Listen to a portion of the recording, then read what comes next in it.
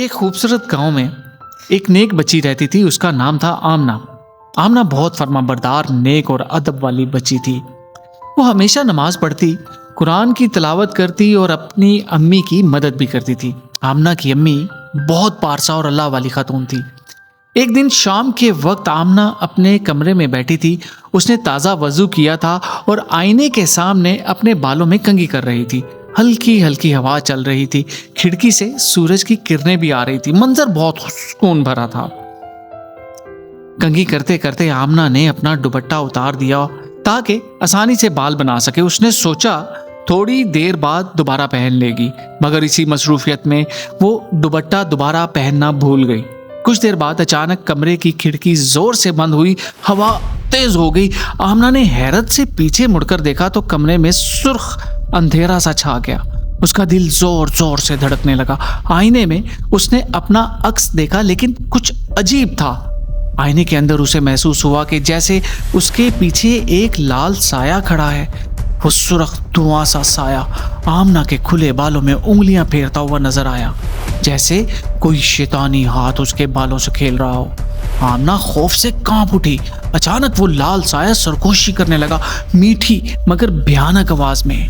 پیارے بچے، یہ کھلے بال مجھے دے دو، کتنے خوبصورت ہیں، مجھے دے دو نا. اس کی آواز سن کر آمنہ کی آنکھوں میں آنسو بھر آئے. یا اللہ، مجھے بچا لے، مجھے بچا لے میرا مالک.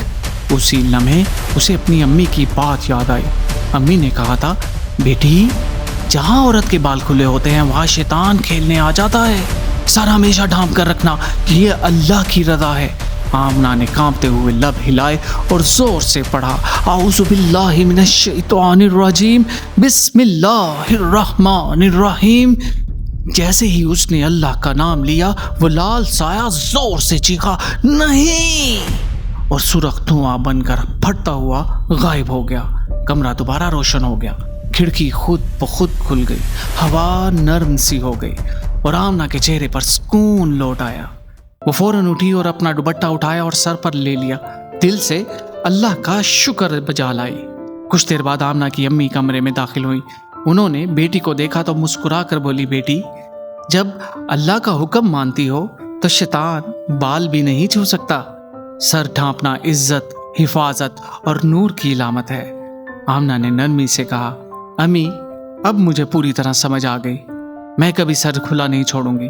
اس رات آمنہ نے سکون سے نماز پڑھی اور مسکرا کر بولی، جہاں اللہ کا نام ہو وہاں شیطان کی ہمت نہیں ہوتی.